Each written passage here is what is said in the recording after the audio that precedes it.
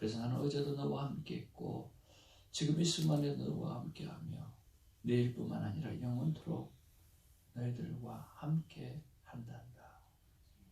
하나님, 변함없으신 하나님을 사랑합니다. 예수의 이름으로 기도합니다. 아멘.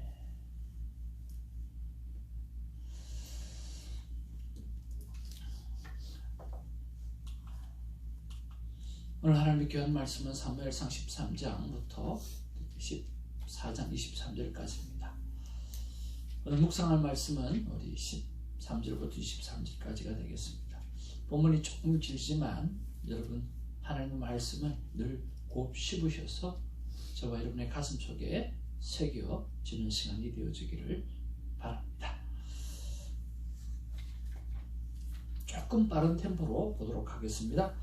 사무엘이 사울에게 이르되 왕이 망령되이 행하였도다. 왕의 하나님 여호와께서 왕에게 내리신 명령을 지키지 아니하였도다. 그리하였더라면 여호와께서 이스라엘 위에 왕의 나라를 영원히 세우셨을 것이거늘 지금은 왕의 나라가 길지 못할 것이라. 여호와께서 왕에게 명령하신 바를 왕이 지키지 아니하였으므로 여호와께서 그의 마음에 맞는 사람을 구하여 여호와께서 그를 그의 생명의 지도자로 삼으셨느니라 하고. 사무엘이 일어나 길갈을 떠나 베냐민 기브아로 올라가니라. 사울이 자기와 함께한 백성의 수를 세어보니 600명 가량이라. 사울과 그의 아들 요나단과 그들과 함께한 백성은 베냐민 기브아에 있고 블레셋 사람들은 믹마스에 진쳤더니 노략군들이 세대로 블레셋 사람들의 진영에서 나와서 한 대는 오브라 길을 따라서 수알 땅에 이르렀고 한 대는 베드론 길로 향하였고 한 대는 광야 쪽으로 스고임 골짜기가 이르다 보이는 지역길로 향하였더라. 이때에 이스라엘 온 땅에 철공이 없었으니 이는 블레셋 사람들이 말하기를 히브리 사람이 칼이나 창을 만들까 두렵다 하였음이니라. 온 이스라엘 사람들이 각기 우슬이나 산이나 독이나 기회를 버리려면 블레셋 사람들에게로 내려갔었는데 곧 그들이 괜이나 삽이나 쇠사랑이나 도끼나 쇠채찍이 무딜 때에 그리하였으므로 싸우는 날에 사울과 요나단과 함께한 백성의 손에는 칼이나 창이 없고 오직 사울과 그의 아들 요나단에게만 있었더라. 블레셋 사람들의 부대가 나와서 믹막스 어귀에 이르렀더라. 14장 1절입니다. 하루는 사울의 아들 요나단이 자기의 무기를 든 소년에게 이르되 우리가 건너편 블레셋 사람들의 부대로 건너가자 하고 그의 아버지에게는 아뢰지 아니하였더라. 사울이 기브아 변두리 미그론에 있는 석류나무 아래에 머물렀고 함께한 백성은 600명 가량이며 아히야는 에봇을 듣고 거기 있었으니 그는 이가봇의 형제 아이후의 아들이요 비느하스의 손자요 실로에서 여호와의 제사장이 되었던 엘리의 청소년이었더라. 백성은 요나단이 간 줄을 알지 못하니라. 요나단이 블레셋 사람들로 건너가려 하는 어귀 사이 이쪽에서는 험한 바위가 있고 저쪽에도 험한 바위가 있는데 하나의 이름은 보세스요 하나의 이름은 세네라. 한 바위는 북쪽에서 믹마스 앞에 일어섰고 하나는 남쪽에서 기브아 앞에 일어섰더라. 요나단이 자기의 무기를 든 소년에게 이르되 우리가 이 할례 받지 아니하는 자들에게로 건너가자. 여호와께서 우리를 위하여 일하실까 하노라. 여호와의 구원은 사람이 많고 적음에 달리지 아니하였느니라. 무기를 든 자가 그에게 이르되 당신의 마음에 있는 대로 다 행하여 앞서가소서. 내가 당신과 마음을 같이하여 따르리이다. 요나단이 이르되 보라 우리가 그 사람들에게로 건너가서 그들에게 보이리니 그들이 만일 우리에게 이르기를 우리가 너희에게로 가기를 기다리라 하면 우리는 우리가 있는 곳에 가만히 서서 그들에게로 올라가지 말 것이요. 그들이 만일 말하기를 우리에게로 올라오라 하면 우리가 올라갈 것은 여호와께서 그들을 우리의 손에 넘기셨으니 이것이 우리에게 표징이 되리라 하고 둘이 다 블레셋 사람들에게 보임에 블레셋 사람이 이르되 보라 히브리 사람이 그들이 숨었던 구멍에서 나온다 하고 그 부대 사람들이 요나단과 그의 무기를 든 자에게 이르되 우리에게로 올라오라 너희에게 보여줄 것이 있느니라 한지라.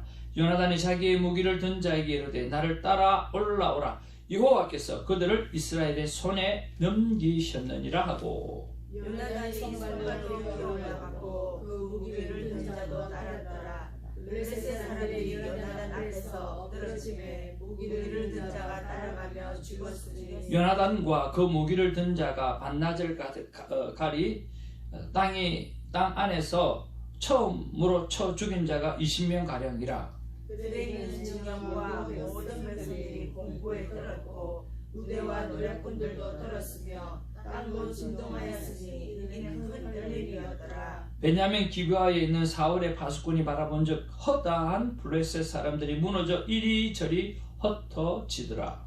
사울이 자기와 함께한 백성에게 이르되 우리에게서 누가 나갔는지 정하여 보라 하여 정한즉 요나단과 그의 무기를 든 자가 없어졌더라. 사울이 아히야에게 이르되 하나님의 궤를 이리로 가져오라 하니 그때에 하나님의 궤가 이스라엘 자손과 함께 있음이니라.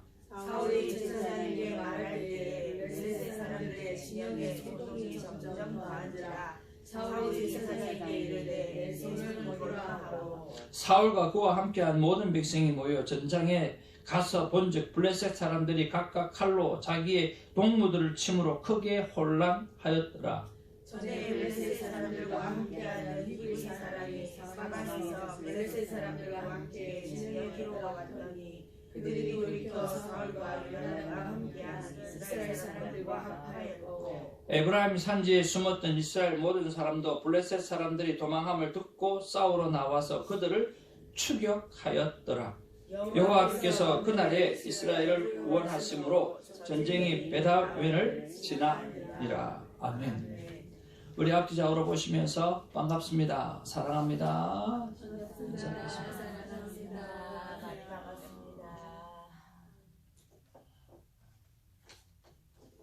사모님 반갑습니다.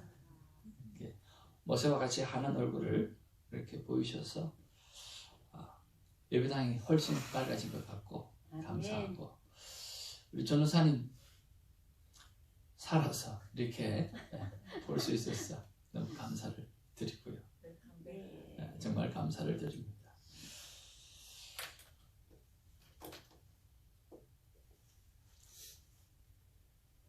한 명이 나오면 한 명이 빠지고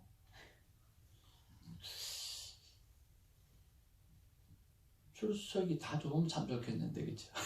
돌아가면서 참 하나님이 기도하라고 이렇게 늘 이렇게 하시는 것 같습니다. 오늘 말씀의 제목을 이렇게 한번 세워보았습니다. 언제든지 기쁜 마음으로 물으라. 언제든지 기쁜 마음으로 물으라. 오늘 두 가지를 한번 묵상을 할 것인데요. 13절부터 14절에 보면 우리 한번 더 읽어볼까요? 같이 시작. 사무엘이 사울에게 이르되 왕의 망령되이 행하였도다. 왕의 하나님 여호와께서 왕에게 내리신 명령을 지키지 아니하였도다.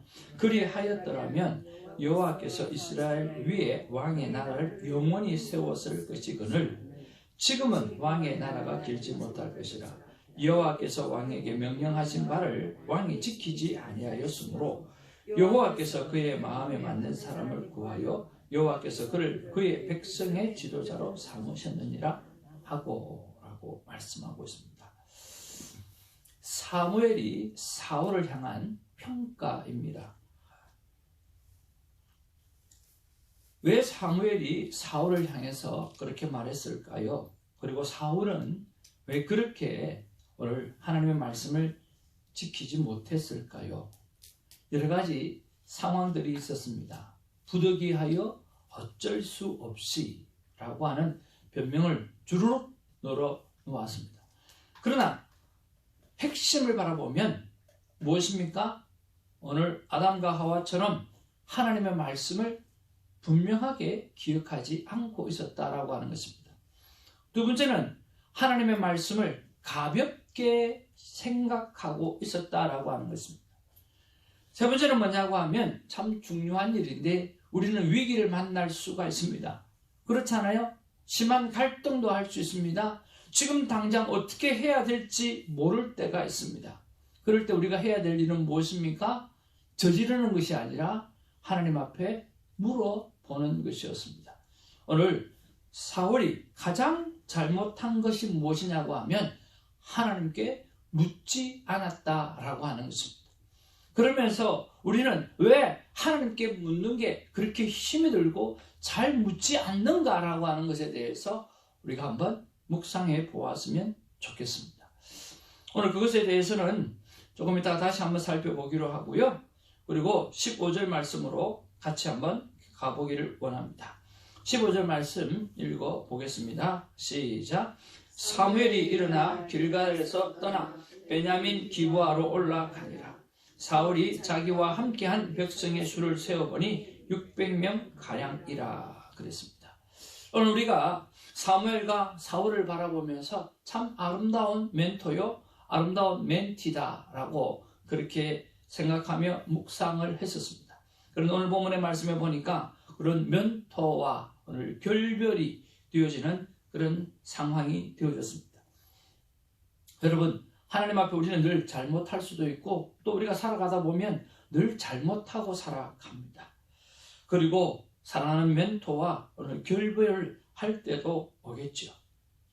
근데 우리가 결별에 포커스를 둘 게 아니라 오늘 정말 결별할 수밖에 없었던 그 이유를 찾아내고 그 사유 앞에 회개하는 자세가 우리는 반드시 필요할 것입니다. 사람은 떠날 수 있습니다. 그러나 떠난 아픔과 떠나버리는 배신감 이런 것에 머물러 있지 아니하고 왜 그렇게 되어졌는가라고 하는 것에 대해서 돌아보면서 회개하는 자세가 필요하다라고 하는 것입니다. 우리는 자꾸만 이유를 따지고 내가 뭘 잘못했어 아니면 그가 뭘 잘못해서라고 생각하면서 오늘 생각할 때가 참 많습니다. 아니요, 그 일을 통해서 하나님은 우리를 성숙하게 하기 위해서 회개를 요구하고 있다라고 하는 거죠. 그래서 회개할 부분들이 무엇인가, 다시 하나님 앞에서 일어서야 될 부분이 무엇인가를 생각할 수 있는 우리가 되어지기를 주님의 이름으로 축복을 드립니다. 다시 하나님을 붙잡게 되어지면 하나님은 어떤 분이십니까? 다시 한번 따라할까요? 하나님은 언제나 기회를 주시는 분. 하나님은 언제나 우리에게 기회를 주시는 분입니다. 여러분, 성경을 보면 하나님께서 우리를 향해서 뭐라고 말씀합니까? 오래 참으라고 말씀하지 않아요? 그러면 하나님은 어떤 분이실까요? 하나님은 오래 참으시는 분이셔요. 하나님은 언제나 멸망이 목적이 아닌 분이라고 하는 거예요. 하나님은 언제나 우리에게 기회를 주셔서 우리를 향해서 회복되어지기를 원하시고 우리가 하나님 앞에 돌아오기를 원하시는 그러한 하나님이시라고 하는 거예요. 그러나 하나 꼭 잊지 말아야 될 것이 있습니다. 하나님은 오래 참으시지만 영원히 참는 분은 아니다라고 하는 것입니다. 그래서 오늘 기회가 주어졌을 때, 내 마음에 동할 때, 오늘은 회개하고 돌아올 기회가 주어졌을 때, 지금 성령 시대에 여러분 돌아올 것에 대한 회개가 있기를 주님의 이름으로 축복을 드립니다. 정말 하나님 앞에서 정말 돌아와야 될 부분들 온전히 돌아오고 기회를 주시는 하나님 앞에 여러분 돌아설 줄 아는 우리가 되기를 바랍니다. 그래서 오늘 우리의 삶을 돌아보면서 혹 하나님 앞에 회개하고 돌아설 일이 있다고 하면 돌아가시고요, 다시는 그 죄를 짓지 아니할 수 있도록 예수는 우리가 되기를 주님의 이름으로 축복을 드립니다. 자, 그렇게 하나님 앞에 불순종하게 되어지니까 오늘 사무엘 앞에는 어떤 일이 일어나게 되었습니까? 블레셋 세 무리가 특공대를 만들어서 오늘 점점 사무엘의 목을 조여오는 상황이 생깁니다. 그뿐만 아닙니다. 오늘 이스라엘 백성에는 철공 기술이 하나도 없고 오늘 블레셋에게만 있던 것을 보게 되었습니다.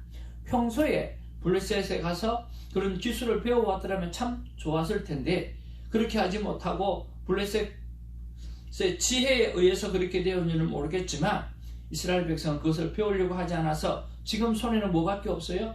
청동기 물건밖에 없는 거예요. 그러나 이 철기 문화, 철공의 모든 부분들은 블레셋이 다 장악하고 있다라고 하는 거예요. 모든 것이 오늘 불리한 조건으로 오늘 사무엘을 목을 서서히 조여오고 있는 이런 상황을 보게 되었습니다. 바로 불순종의 무서운 결과이지요. 자, 하나님 앞에서 우리가 한번 다시 앞으로 돌아와서 생각해 봐야 될 것이, 그러면 왜 사무엘은 묻지 않았을까라고 하는 거죠. 왜 사무엘이 아니라, 죄송합니다. 죄송합니다. 왜 사울은 묻지 않았을까요? 왜 사울은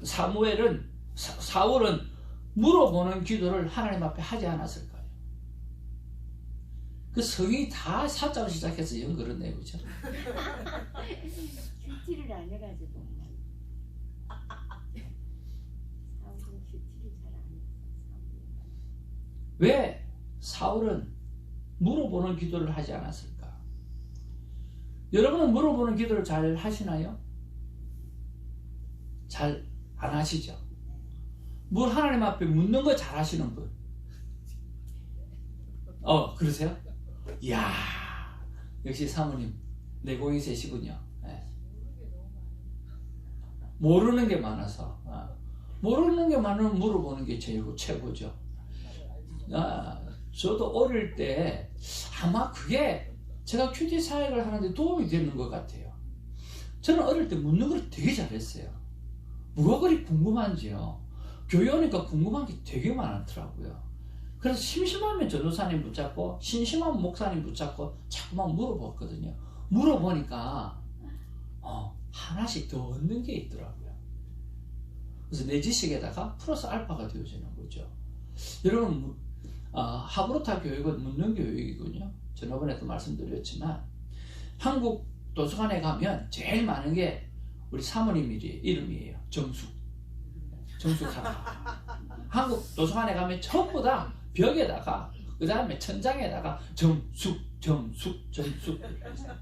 아니면 조용히 이렇게 돼요. 그런데 그래서 조용해야 돼요. 그렇죠? 조용하니까 어떤 일이 생겨요? 전부 다 보면 반은 자고 반은 공부하고 있어요. 공부하는 사람 중에 반은 이제 카툰 보고 있고, 그죠? 만화책 들고 있고. 근데 하브로타식 교육에 있어서 유대인의 도서관에 가면 어떤 일이 생길까요? 유대인의 도서관에 가면 돗대기 시장. 거기는요, 모여가지고요, 전부 다 디베이트 한다고 바빠요. 전부 다 디베이트 하고 있어요. 그래서 완전 돗대기 시장이에요. 조용하면 안 되는 거예요. 누가 발전성이 있을까요? 여러분, 디베이트 하게 되어지면 일단 질문을 하려고 하면 내가 생각이 정리가 돼야 돼요. 여러분, 그렇죠? 생각이 정리가 안 되는데 질문을 어떻게 합니까? 그렇죠? 또 질문을 했잖아요. 자기 생각이 정리가 됐으니까 질문을 한다고요? 그렇잖아요? 그러면 상대의 말을 한다고요? 말을 들으면 내 질문에 대한 답변을 하는 거기 때문에 누가 제일 집중해요? 네, 자기가 제일 집중하는 거예요. 그러나 주입식 교육은요, 한 사람이 주입적으로 이야기하기 때문에 자기가 물었던 질문이 아니기 때문에 자기가 집중하지 않아요. 그래서 잘 듣기라고 하는 게 쉽지가 않는 거죠. 그래서 한국 사람들은 잘 듣는 일에 집중할 수가 없어요. 왜? 자기가 질문했던 것이 아니기 때문에. 그러니까 선생님이 하신 많은 말씀들이 있는데 자기한테 클릭되는 것만 잘 듣고 잘 안 듣는 거죠. 그렇지만 반대로 이야기해서 오늘 디베이트를 많이 하는 곳에는 다들 질문이기 때문에 자기 질문에 대한 대답이기 때문에 잘 듣게 되어 있어요. 왜? 자기 질문에 대한 대답이기 때문에 그렇습니다. 자, 한번 우리는요, 오늘 사울뿐만 아니라 우리도 물어보는 기도를 잘 안 하잖아요. 왜 그럴까요? 제가 이거 가지고 묵상을 좀 해봤거든요. 첫째는 뭐냐면 자립신앙이 없어요. 뭐가 없다고요? 자립신앙이 없어요. 능동적이지 못하는 거예요. 왜 그런지 모르겠지만 우리 한국 사람들에게는 수동적으로, 늘 주입식 교육 때문에 그런지 모르겠지만 수동적이에요. 그러니까 내가 홀로 서야 되겠다. 내가 홀로 강하게 서야 되겠다. 나는 이겨서 내가 해내야 되겠다. 스스로 일어나야 되겠다. 신앙이라고 하는 게 뭔지, 그것이 뭔지 내 스스로 알아내야 되겠다. 하나님이라고 하는 존재가 어떤 존재인지 내가 알아야 되겠다. 그런 생각이 없는 거예요. 자립신앙이 없는 거예요. 두 번째는 곰곰이 생각해보는 게 뭐냐, 생각해보니까요. 아직도 나의 하나님이라는 생각이 없는 거예요. 아직도 나의 하나님이 아닌 거예요. 어디의 하나님이요? 멀리 계시는 하나님이에요. 목사의 하나님이에요. 다른 사람의 하나님이에요. 나와 동떨어져 있는 하나님이에요. 아직도 나의 하나님이 안 되다 보니까 하나님 앞에 묻지를 않는 거예요. 그리고 세 번째로 묻는 게 습관이 안 되어 있는 거예요. 그 왜 묻는 게 습관이 안 되어 있지라고 생각을 또 우리가 한번 해봐야 되잖아요. 묻는 게 습관이 안 되어 있다라고 하는 이야기는 무슨 말이냐고 하면 자기 중심적인 생각에만 가득 차 있어요. 자기 생각에 가득 차 있으니까요. 뭘 묻고 싶은 생각이 없는 거예요. 자기 생각밖에 없으니까. 두 번째는요. 답을 얻기보다는 상황을 알리는 것에 집중하고 있어요. 특히 여성들이 그렇잖아요. 누가 많이 기도합니까? 남자보다 여성들이 기도를 많이 하잖아요. 그 여성들의 특징이 뭡니까? 두 자로 이야기할 수 있잖아요. 여성분들의 특징 한번 따라합시다. 수다. 네, 수다 뜨는 거예요. 남자는 여성분의 한 5분의 1밖에 말 안 해요. 근데 여자들은 엄청나게 말을 많이 하죠. 그래서 남자들은 세 마디만 하면 아내를, 여성분들을 즐겁게 해줄 수 있대요. 이야, 재밌다. 그래서 그 다음에는 어떻게 됐는데, 이 세 마디만 하면 여자들은 계속해서 말을 하면서 행복해진다는 거예요. 근데 남자는 그게 잘 안 되죠. 뭐라고 이야기합니까? 그래서 답이 뭔데? 그래서 어찌 됐다는 말인데? 그렇게 이야기하죠. 그러니까 답을 얻기보다는요, 상황을 알리는 데 집중하는 거예요. 하나님 앞에 계속 상황만 알리는 거예요. 그리고 하나님 말씀하시려고 그러면 예수님의 이름으로 기도합니다 하고 집에 가버려요. 또 하나는 뭐냐고 하면요, 물어봐야 별 답이 없을 것이라고 하는 막연한 생각이 있는 것 같아요. 하나님 앞에 물어봐야 별 답이 없을 것 같아요. 그리고 늘 말씀하지 않으시는 분이시니까, 알아서 해결해 주시는 분이니까, 그런 말씀하지 않을 거다라고 하는, 차마 그 능력의 하나님, 전능하신 하나님 나에게 말씀하실까? 아예 말씀하지 않으실 분으로 딱 선을 정해놓는 거죠. 그래서 안 하는 거예요. 그럼 또 생각해 보세요.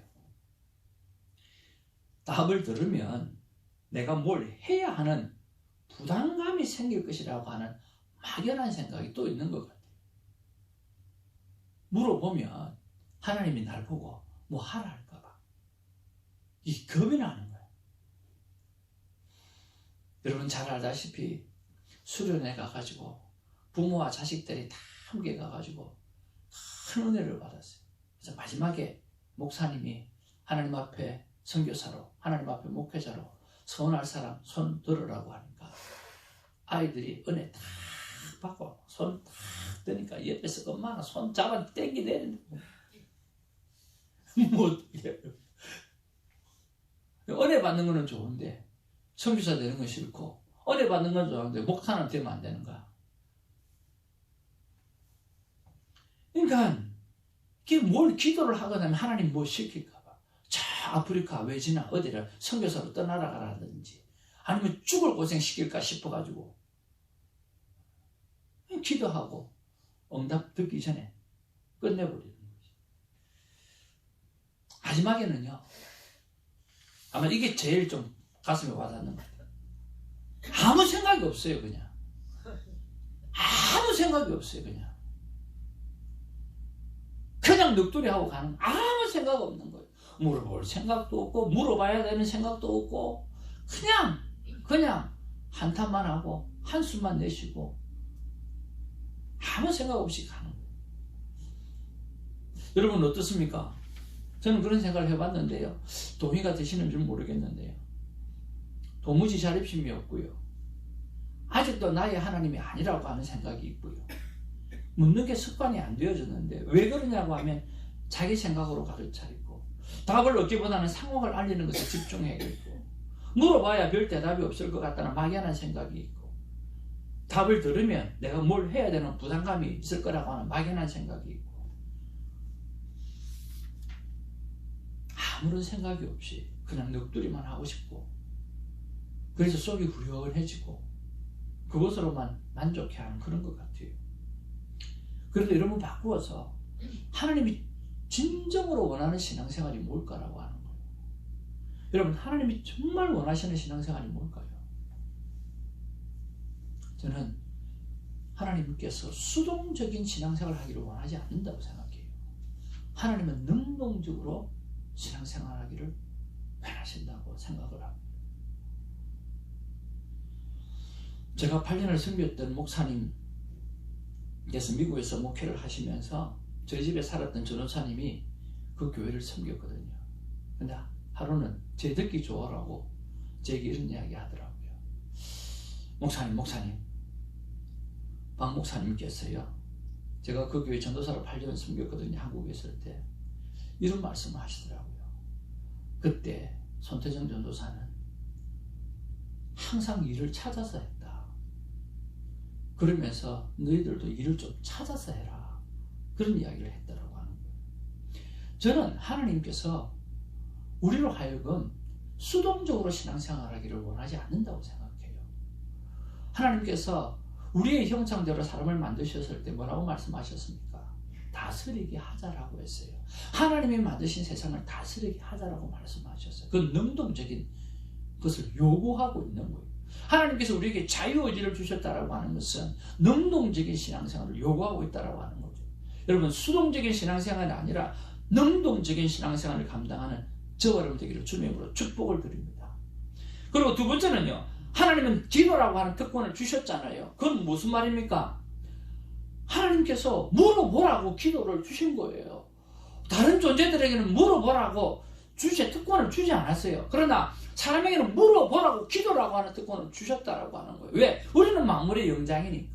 하나님과 함께 하나님이 만드신 세상을 다스려야 되는 존재이기 때문에 하나님 앞에 물어보라고 기도를 허락해 주셨다라고 하는 거예요. 그래서 우리는 기도를 통해서 독백을 할 것이 아니라 기도를 통해서 하나님의 생각을 물어보아야 한다라고 하는 거예요. 그래서 하나님께서 우리에게 말씀하시는 게 무엇입니까? 나는 말씀하시는 하나님이라고 말씀하고 있다라고 하는 거예요. 내 입을 통해서 나오는 그 모든 능력들은 내 입에서 다 나온다고 말씀하고 있는 거예요. 사람이 떡으로만 살 것이 아니라 하나님의 입에서 나오는 모든 말씀으로 살린다고 말씀해 주신 것처럼 물어보면 하나님께서 말씀을 주신다라고 하는 거예요. 그리고 더 중요한 게 무슨 말인 줄 아세요? 한번 따라할까요? 벌하시는 하나님이 아니라 구원하시는 하나님입니다. 예, 하나님은 벌하시는 하나님이 절단코 아닙니다. 하나님은 구원하시는 하나님입니다. 하나님은 사랑의 하나님입니다. 제발 무엇이든지 말만 하지 말고 제발 무엇이든지 와서 울지만 말고 좀 물어다오라고 하나님이 말씀하시고 계십니다. 그러면 하나님께서 최대한 너희들이 할 일은 적게 하고 내가 많은 일을 할 테니까 제발 나에게 좀 물어달라고 하나님은 오늘 이 시간에도 우리에게 말씀하고 있다고 믿습니다. 아멘. 하나님이 요구하시는 게 뭡니까? 모세의 지팡이입니다. 다른 게 아니었어요. 그냥 내미는 지팡이였어요. 하나님이 요구하시는 게 뭡니까? 요단강에 믿음으로 내딛는 발입니다. 하나님 그거 요구하시는 거예요. 하나님이 정말 요구하시는 게 뭡니까? 도시락이에요. 오병이어의 도시락이에요. 하나님은 그것만 요구하시는 거예요. 그리고 나머지는 뭐예요? 내가 한다는 거예요. 하나님이 하신다라고 하는 거예요. 의지하고 순종하는 길은 예수 안에 즐겁고 의지하고 복된 길이로다. 다 같이 의지하고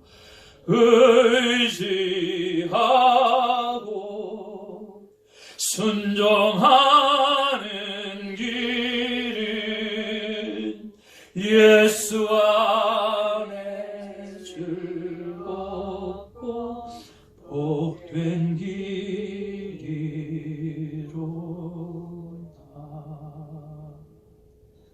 사랑과 은혜가 충만하신 아버지,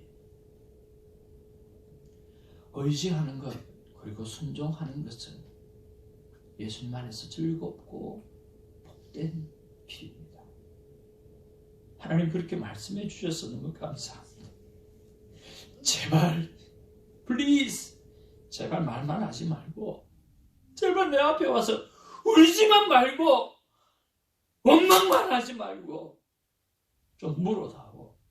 그러면 최대한 너는 일을 적게 하고 내가 일을 다 할게. 지팡이만 좀 내밀어 줄 수 있겠냐? 발만 좀 한 걸음만 앞으로 좀 놔줄 수 있겠냐? 하루 세 끼 중에 점심 도시락 하나만 좀 내어줄 수 있겠냐? 그럼 내가 다 할게. 내가 다 할게. 내가 다 할게. 난 결단코 벌을 주는 하나님이 아니야. 너를 살리려고 하는 하나님이야. 너를 살리려고 하는 하나님이야. 내가 오죽하면 너를 위해서 십자가 못 박혀 죽었겠냐? 제발 징계하는 하나님, 벌을 주는 하나님, 혼내는 하나님이 아니라 사랑의 하나님이라고 네가 믿고 내 도시락을 좀 내려다오. 내가 5,000명을 먹이고도 12강조주 남을 만한 풍성한 삶을 내가 내게 주리라. 하나님께서 오늘 이 말씀을 우리에게 주셨을 때 아멘으로 받고 살아가는 우리가 모두가 되게 하여 주옵소서. 예수님의 이름으로 기도하옵나이다. 아멘. 사도신경으로 우리의 믿음을 고백합니다. 전능하사 천지를 만드신 하나님 아버지를 내가 믿사오며 그의 아들 우리 주 예수 그리스도를 믿사오며